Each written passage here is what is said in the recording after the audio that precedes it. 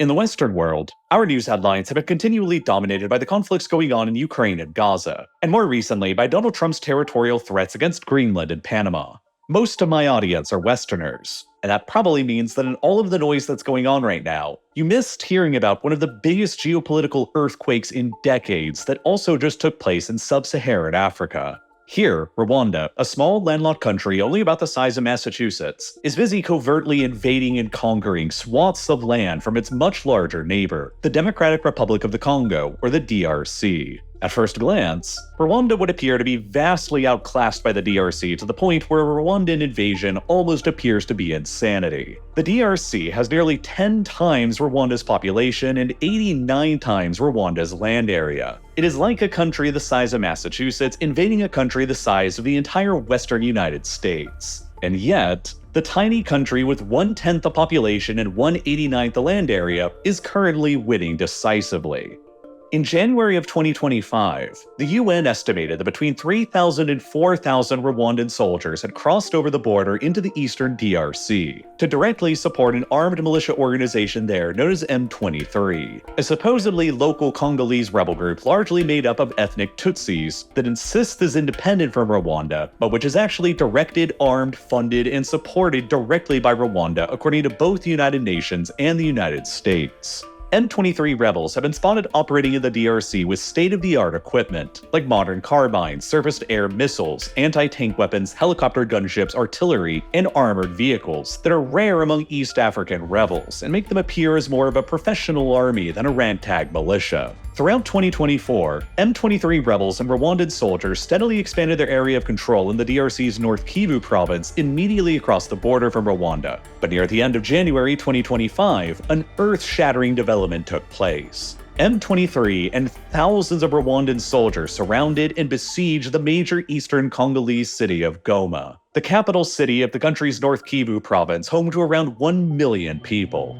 Within only a matter of days of fighting, the city fell to M23 and Rwandan forces by the 28th of January, marking the largest escalation of the conflict in the eastern DRC in more than a decade. As of this video's production, it's currently unclear how many people were killed in Goma during the week-long battle for the city's control, but the UN has already reported that a minimum of 3,000 people lost their lives during the attack on the city, and that more than 700,000 other people have been forcibly displaced, making it also the deadliest battle fought in the Congo in decades. To put the scale of the devastation here into perspective, M23's Rwandan-supported attack on Goma at the end of January 2025 likely killed more than 3 times as many people as Hamas's attack on Israel on October 7th did. And yet, there's been barely a peep of interest about it in the Western world. And since then, M23 and their Rwandan allies have been consolidating their control over the DRC's North Kivu province, and they began advancing further into the South Kivu province towards the regional capital there, Bukavu as well. While M23's leadership have openly stated that their ultimate objective right now is to march all the way to the DRC's capital of Kinshasa and to overthrow the entire country's government.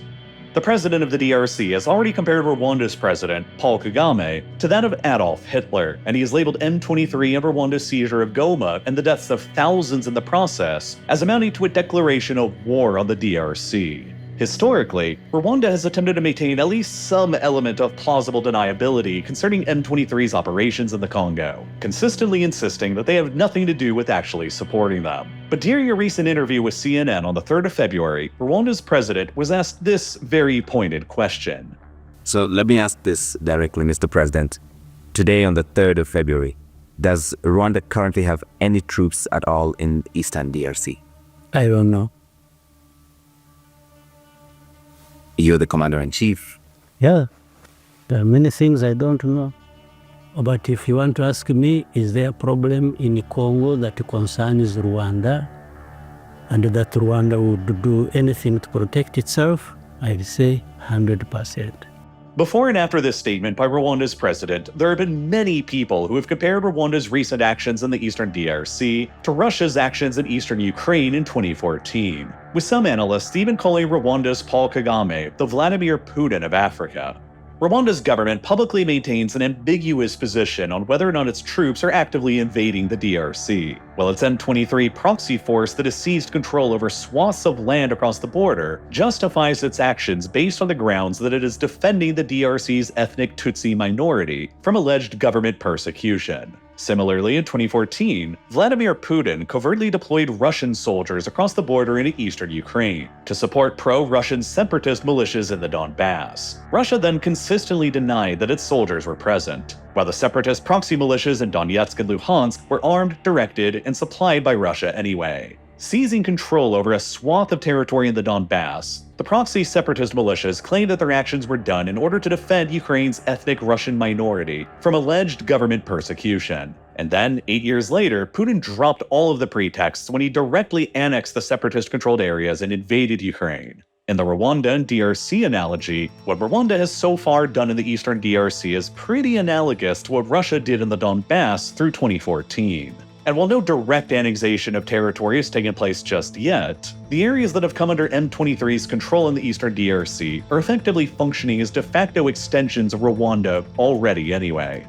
Valuable resources worth billions of dollars like gold, coltan, and tin in M23's controlled areas in the eastern DRC are being smuggled back towards Rwanda and exported to countries around the world in a wholesale plunder of the Congo's resources. While M23's capture of Goma and its recent advances further on into South Kivu are risking a dramatic escalation towards a full-blown war across the African Great Lakes region that is pitting Rwanda and their allies like M23 and Uganda against the DRC and their allies like Burundi and maybe South Africa. It is a complicated web of local rivalries and interests mixed with the ambitions of major outside powers like the United States, China, and France. And should the worst come to pass and a full-blown war erupts here due to Rwanda's actions, the entire world should tremble. Because the last time that a war exploded here due to a Rwandan invasion of the DRC in 1998, not even 30 years ago, anywhere between 3 and 5 million people were killed in what has been widely regarded as the deadliest human conflict in history since the Second World War.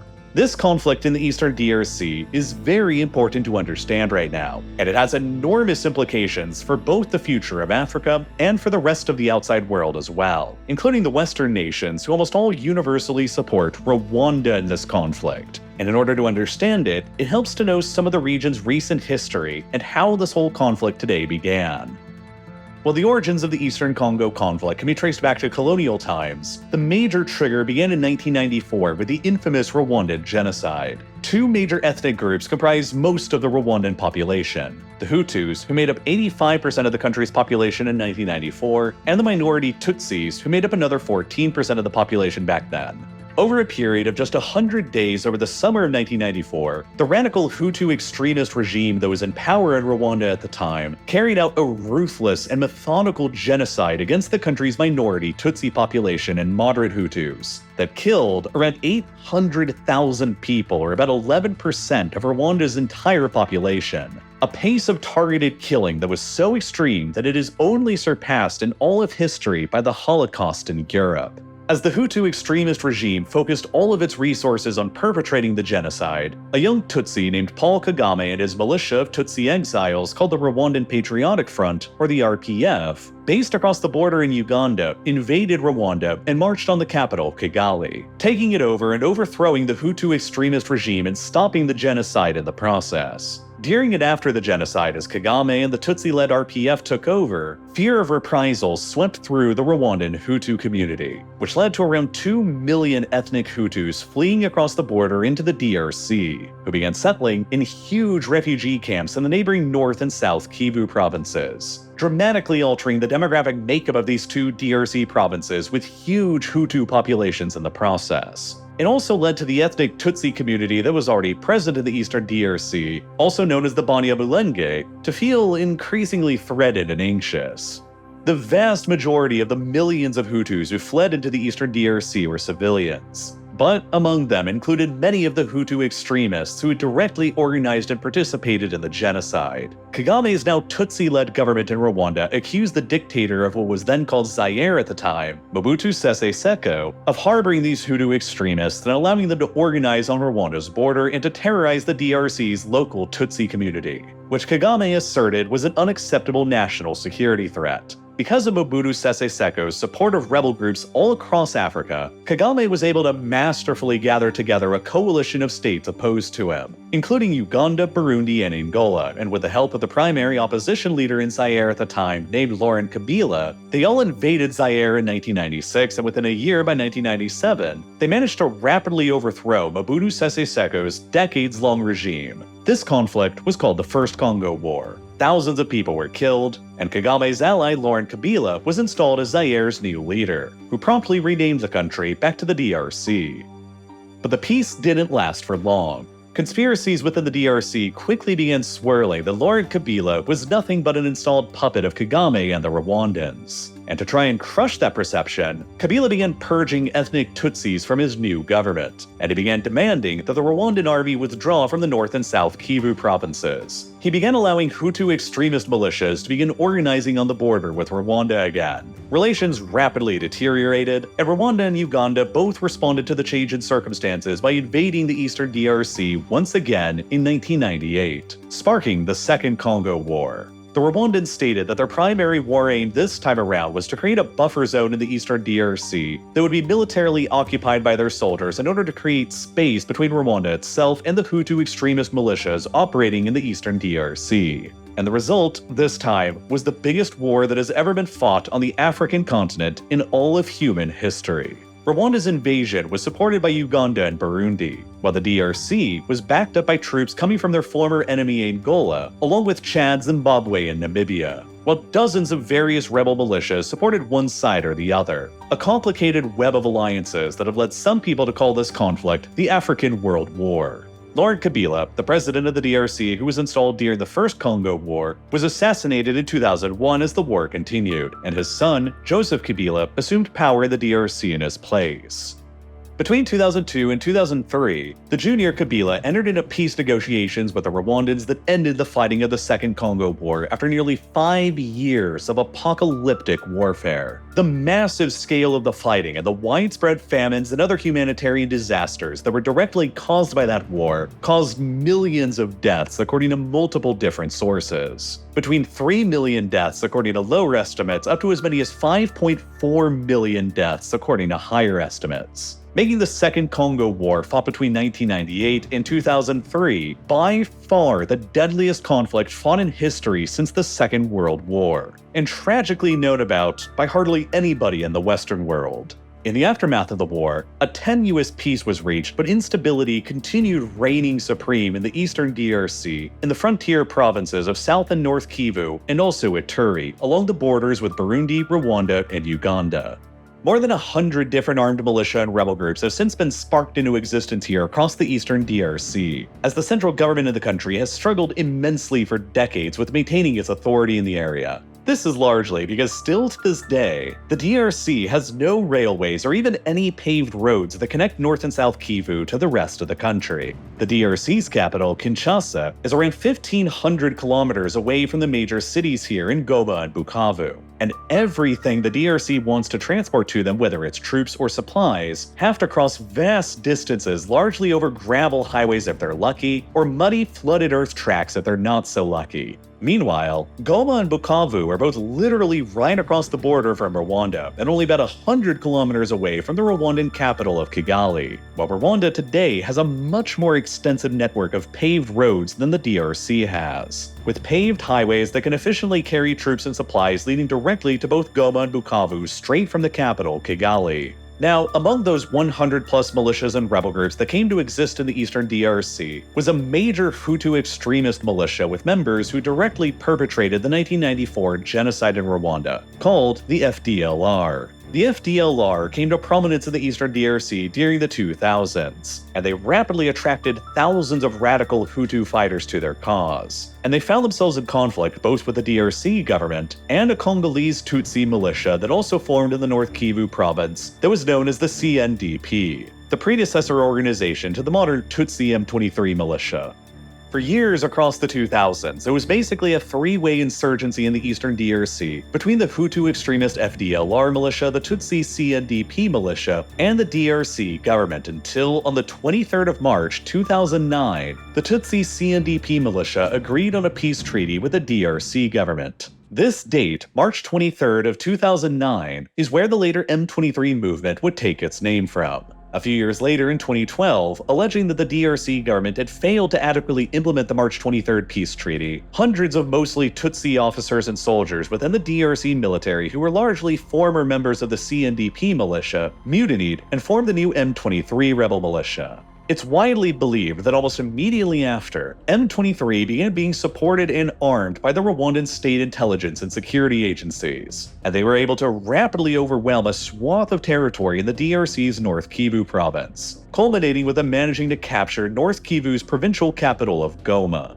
just like they would do much later again in January of 2025. But that first time they did it in 2012, Rwanda faced a catastrophic tsunami of international pressure to abandon M23 and to give up their seized control over Goma. Hundreds of millions of dollars worth of annual aid to Rwanda was sanctioned by countries from around the world, including the US, UK, and France, which for a country that relied on foreign aid for at least 1/3 of its entire government budget was immediately catastrophic. The UN authorized an offensive brigade to be created within the UN peacekeeping mission to the eastern DRC, known as MONUSCO, to fight alongside the DRC government against M23. Under unbearable international pressure, Rwanda relented and abandoned all of their support for M23 in 2012, which led to M23 being decisively defeated and kicked out of Goma by the DRC army and UN peacekeepers. By 2013, the UN peacekeeping mission in the eastern DRC had swelled in size to become the largest UN troop deployment in the entire world, with around 18,000 peacekeepers deployed to the mission. M23 was quickly militarily defeated and then went dormant and kept a low profile for years until very recently in 2021, when it would finally re-emerge back onto the world stage once again. But over the 8 years in between that time, Rwanda adopted a clever strategy of boosting its image across the Western world and making itself as useful and important to the Western world as possible, so that the next time it wanted to use M23 as a proxy force of conquest in the eastern DRC, the sanctions that crippled and undermined their ambitions in 2012 would never happen again. In particular, Rwanda began aggressively investing into its own armed forces and began positioning itself as a bastion of stability in Africa that the Western world could reliably depend upon to solve problems elsewhere on the continent. Rwanda has since become the world's second largest police and troop contributor to UN peacekeeping missions, and the largest contributor to them in Africa. Right now, in 2025, Rwanda has more than 5,000 of their soldiers deployed to various UN peacekeeping missions, a massive amount for a country of their relatively small size. The high reputation of Rwanda's huge troop contributions to UN peacekeeping missions eventually led to other African nations outsourcing some of their security needs to the Rwandans as well. At the start of 2021, as rebels in the Central African Republic were preparing to storm the capital city, that country's president contracted Rwandan troops and Russia's Wagner Group to push the rebels back. Then, just months later, faced with an ISIS insurgency in their far northern Cabo Delgado province that had killed thousands of people, Mozambique called on the Rwandan military for direct support next. This time, Rwanda's military intervention in Mozambique was directly supported and praised by France, because the ISIS insurgency there was directly threatening French national interests. Chiefly, the $20 billion liquefied natural gas project in the area that the biggest company in France, Total Energies, was busy investing in and building. At that time, France's continued military presence and interventions across Africa were increasingly coming under scrutiny, and leading to allegations that the French were practicing neo-colonialism on the continent. The government of Mali had already ordered the French military to leave their country by that point, and within only a few more years, the governments of Burkina Faso, Niger, Chad, and Senegal, all former French colonies in Africa, would follow suit with their own ultimatums on French forces withdrawing. So, rather than deploying French forces to Cabo Delgado and Mozambique directly to fight against ISIS and to secure their expensive and critical gas project there, the French found it highly useful to essentially rely on the Rwandans as a proxy security force instead, and so shortly afterwards, the French were more than happy to provide $495 million worth of development aid to Rwanda, while the European Union has also showered tens of millions of euros onto the Rwandan army since then to keep them around safeguarding Total's gas project in Mozambique. The Rwandan forces have proven themselves to be highly competent by successfully containing ISIS in Mozambique, while Rwanda has also been in negotiations recently to deploy a third bilateral security force to Benin to try and contain another Islamist insurgency going on there as well, which again would directly benefit Western nations by allowing them to contain unstable regions in Africa without them having to overtly commit their own troops. In addition to making itself useful as a dependable security partner to the West, Rwanda also spent the years after 2013 carefully building up its reputation as a hub for Western investment in tourism in Africa, and, most controversially, as a major source of critical raw materials that the West desperately desires as well. Rwanda has aggressively invested in major sports brands across the Western world to promote tourism and its image as a clean, safe-to-visit, and prosperous country in sub-Saharan Africa. They've become a major sponsor in European football teams like the UK's Arsenal, France's Paris Saint-Germain, and Germany's Bayern Munich, in blockbuster Visit Rwanda deals that have collectively been worth hundreds of millions of dollars. But they've been well worth the investment because they've helped to attract millions of tourists to Rwanda. In 2022 alone, more than 1 million tourists visited Rwanda, making it one of the top 10 most visited countries on the African continent, despite it being one of the smallest. Rwanda has also been a major founding partner of the NBA's Africa League, while Formula One is currently deciding between Rwanda and South Africa as the final two options to host a new Grand Prix in Africa by 2027. Rwanda's economic growth and stabilized position under Paul Kagame's continuous leadership since the 1994 genocide has been nothing short of extraordinary, and it's often earned Rwanda the nickname of the Singapore of Africa among his international supporters. Indeed, Rwanda's GDP has grown at high rates of more than 8% per year since the year after the genocide in 1995, while the country's life expectancy has dramatically improved from only 49 years in 2001 to nearly 68 years today, among the highest seen anywhere in sub-Saharan Africa now. Rwanda has proven that sub-Saharan African countries can dramatically turn themselves around from the horrors of war and genocide. And that hasn't even touched on the previous UK government's whole asylum plan they had with Rwanda. Before the plan was ultimately scrapped, the UK government wanted to deport asylum seekers to Rwanda, and they'd agree to pay £370 million to Rwanda for the deal by 2026, roughly 10 times as much as the UK's annual aid contributions to Rwanda. Today, Rwanda receives more than $1.3 billion a year in foreign aid from countries around the world, which on a per capita basis makes Rwanda the highest recipient of aid in its entire region, at $98 a year per Rwandan citizen, compared to just $55 in Uganda, $47 in Burundi, and only $37 in the DRC. Nearly one-third the amount of per capita foreign aid as Rwanda receives.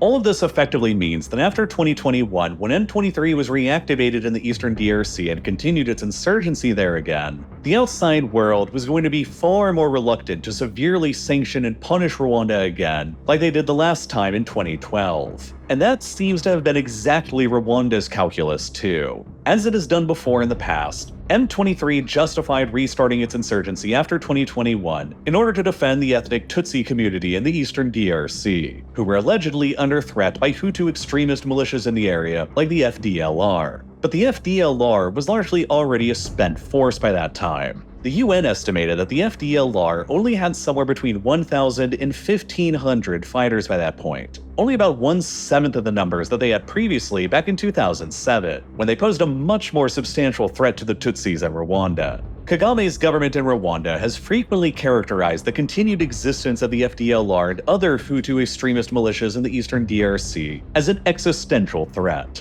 and he has accused the current DRC government of allegedly directly supporting these militias. But the small size of the FDLR today has hardly justified Rwanda's decision to deploy thousands of their own soldiers across the border into the DRC that led to the conquest of Goma and its 1 million inhabitants. Instead, the current Rwandan invasion of the eastern DRC and its support for M23 is more based around economic and geopolitical interests rather than pure self-defense as claimed.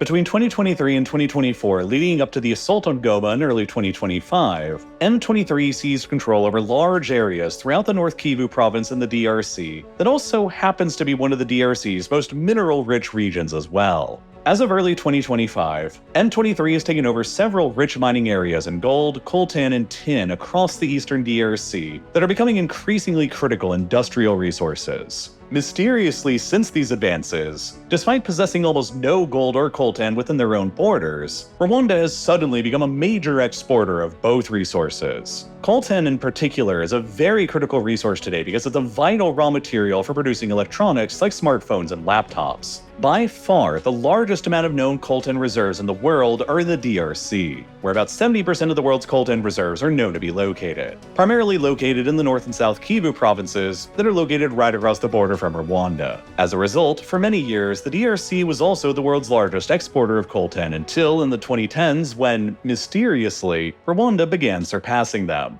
In 2014, 2015, 2017, and 2019, Rwandan exports of coltan surpassed those of the DRC, and then they did so again in 2023, despite Rwanda itself having hardly any known coltan reserves within their own borders. The open secret is that Rwandan troops and their M23 proxy forces operating in the eastern DRC have been just taking over the rich Congolese coltan mines there and smuggling the coltan back over the border into Rwanda, before being exported to global markets to major tech companies like Intel. And the smuggled Rwandan coltan taken from the DRC has been becoming increasingly more important to global consumer supply chains. In 2023, Rwanda was the third largest source of coltan imports to the United States, while in early 2024, the EU signed a new Memorandum of Understanding with Rwanda to increase their own imports of Rwandan smuggled coltan as well. After M23 seized control over a major coltan mine in the eastern DRC here at WWII in April of 2024, the UN reported that by the end of the year, M23 had generated around $800 million in revenues from that single mine alone. In 2023, the DRC's finance minister, Nicolas Kazadi, said that the DRC was losing around $1 billion a year worth of their country's minerals to M23 and Rwanda, while a former UN investigator named Jason Stearns claimed that between 2023 and 2025, Rwanda's mineral export revenue mysteriously doubled and is now greater than $1 billion a year. Understandably, this has led to a very significant degree of outrage within the DRC towards not only Rwanda, but towards Rwanda's backers in the Western world who have so far refused to really do anything to hold Rwanda back, even after the capture of Goma that led to the deaths of thousands of people. Unlike 2012, when M23 last took over Goma, no foreign aid to Rwanda has been cut and no meaningful sanctions have been imposed, because the West has simply found themselves too reliant on Rwanda for multiple reasons now. Rwandan troops safeguard billions of dollars of French LNG investments in Mozambique, and contribute heavily to peacekeeping missions in South Sudan, the Central African Republic, and probably Benin soon that serve as an attractive alternative to countering Russian mercenaries and influence in Africa through the Wagner Group.